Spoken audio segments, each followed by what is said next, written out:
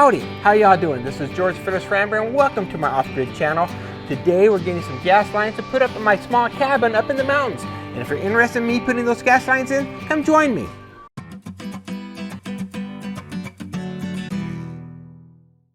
Hey, I have some exciting news. I have a new channel. It's called Fearless Off Grid, and I'm going to be migrating a lot of my DIY films over to that channel. And if you're interested in that, head over there and visit me.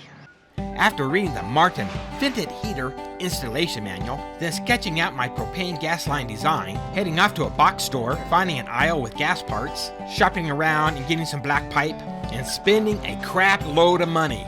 Yeah, I finally got to head up to my property to finish installing my Martin 20,000 BTU Vented Heater. Yeah, I need to get this gas line put in and the heater running before the snow sets in. So in this film, I'm going to get that LPG or propane gas line in and the heater running. Let's go do it. We've come up here to put in the gas line, and when I read the manual, it says here that use new black iron or steel pipe only. Install thin copper tubing can be used in some areas when permitted by local code. Only use pipe of 1/2 or greater diameter to allow gas flow volume to heat. Well, I assumed something. Big mistake. Okay, I assumed this inverted connector right here, or this inverted nipple, was going to be a 1/2 inch. So I bought everything at a 1/2 inch. So my flex tubing is a 1/2 inch. Well, when I put it up here, I found out this morning, that's not going to go. So I either will need to have an adapter or change this out to a 3/8. Now that makes that piping now a 3/8 pipe. What makes it another problem is that my shut-off valve I bought as a 1/2 inch to fit on here. Well, if I go to a 3/8, so as I switch out this flexible pipe to 3/8, my 1/2 inch gas ball valve needs to also fit onto a 3/8, in which this NPT needs to fit onto a 1/2 inch. So it needs to be a 1/2 inch to a 3/8 to get to a 3/8 up here. Or I'm going to have to change my line right here to 3/8. And so where do we handle that 1/2 inch pipe? You know, if they're going to say use 1/2 inch, keep the whole system 1/2 inch. Again, the instructions here are not the best, but certainly you have to work with it. But since I'm 2 hours away from the hardware store up here in the mountains, yeah, a problem today. So guess who's coming back tomorrow? Me! With the parts I have up here today, and to save some time, I'm going to go ahead and lay out all the parts I have to see if we'll fit and drill the required holes to bring the gas line into the building. Then tonight I'll drive down to a box store, get the correct parts to finish up this design, and then do the finished installation tomorrow and see if this heater will work. So the mess I have right here, I'm trying to put the gas line in. So I'm mocking it up right now, make sure I have all the parts. But I just need to figure out where to put this hole in it. So I've set up this to kind of get an eyeball where to go. This will be about right here. This 10-foot pipe is going to go all the way to the end of the building. I only need 5 feet of distance from the ignition.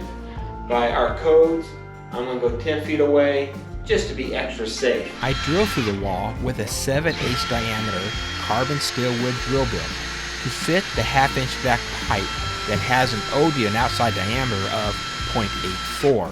The black pipe went through perfectly. I then started mocking up the gas pipe system to verify the fit and if I had all the supplies I needed before heading down to that box store. I continued to put in place all the piping. Temporarily, I didn't tighten down anything, knowing I was going to do that whole system again tomorrow. Oh, there's about 12 inches of gravel right here. Once everything was in place, we took time to level out where the tanks were going to go and put some cement blocks down to give some stability. Terry was hard at doing this part of the job as I was busy just supervising. As if she really needed me to do that. She didn't.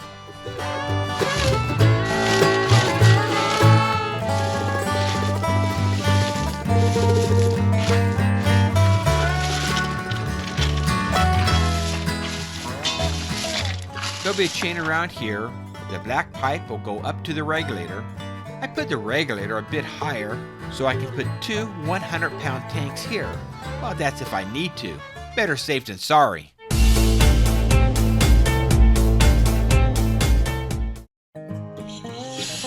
Getting back from that box store and getting all of my needed supplies to finish this job, it was time to install this gas line in permanently. I blew out any lingering crap out of the black pipe and started installing the pipe outside first.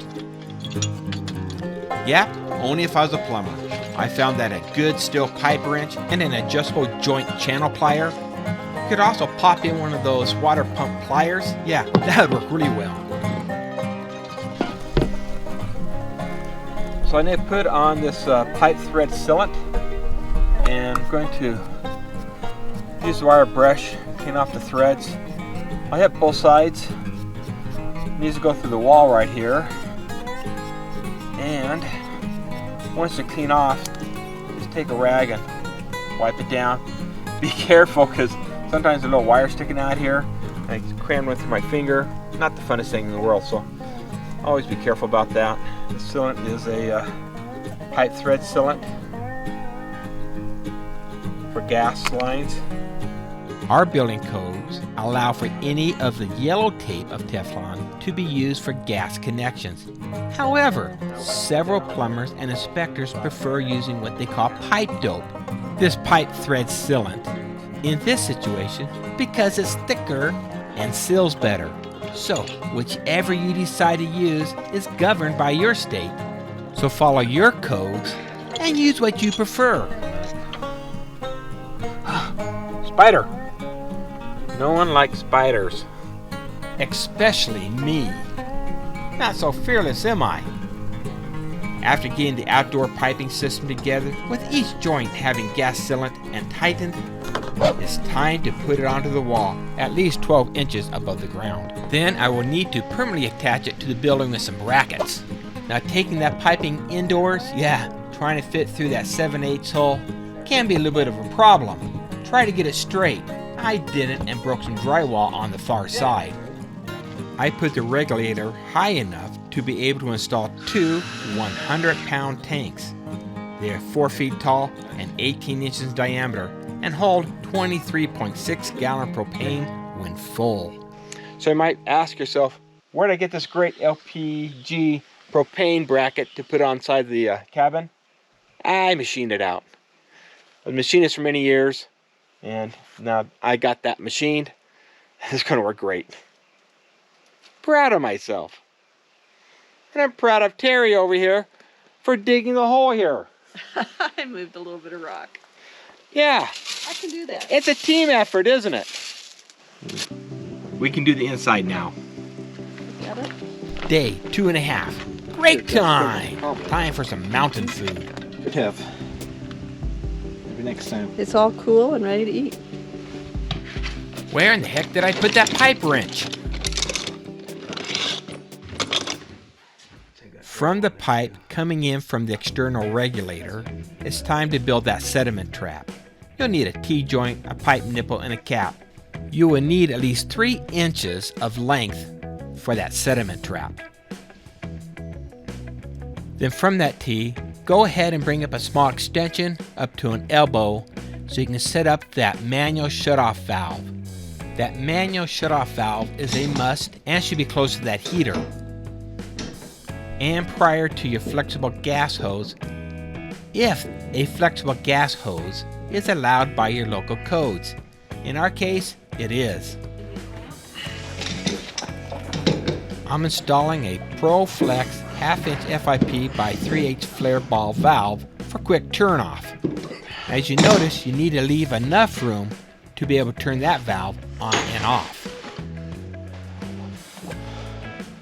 Do not install this product until read instructions. After carefully reading the instructions of this flex hose, it's stated that we do not want to put any dope on the flare fitting. And if you notice, I used a 3/8 flare because that's the size of hose that I need to go into the heater's inlet.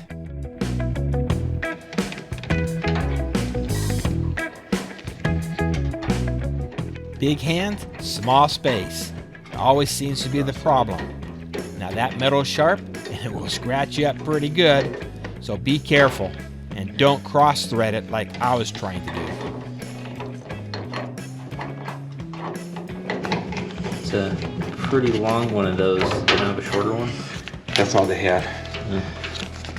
I can buy one later, but right now that's all they had. There we go, just finishing up. This is the last of the gas line, and then it's time to just try it out. Secure the piping and tie down that regulator. It's time to put the tanks on. Let's go do that. This one I do put Teflon tape on. See this one here, when I bought the other ones, I said put Teflon tape on this, even though they're flare fittings. Doesn't tell me how much time it appears. I probably could already put it on there. And that says there's any leaks in the system.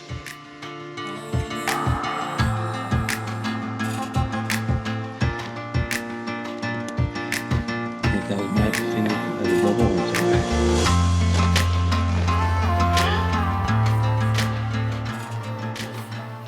So what does it look like? They'll bubble up, like little bubbles. That tells me that has a leak. See that? There's a leak right there. So I didn't tighten that one up very much. Don't undo it. I'm going to tighten it. I didn't tighten that one very much because it's something you're supposed to untighten later on. And for those that might be worried about my safety and this gas leaking, I'm installing an RV propane gas detector, and I'm filling up all the gaps I might have with a high temperature silicone. A key point while getting the gas to flow through the lines: if you smell gas, do not attempt to light any applications. Do not use electrical switches.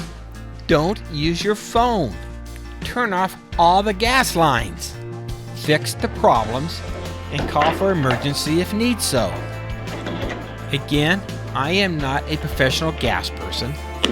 I am a DIY guy. Now, if you do not feel comfortable putting in these gas lines, please get an expert to do so, and always get it inspected. But as you notice here, my gas system works, and my heater's working. How wonderful! I'm going to get some heat.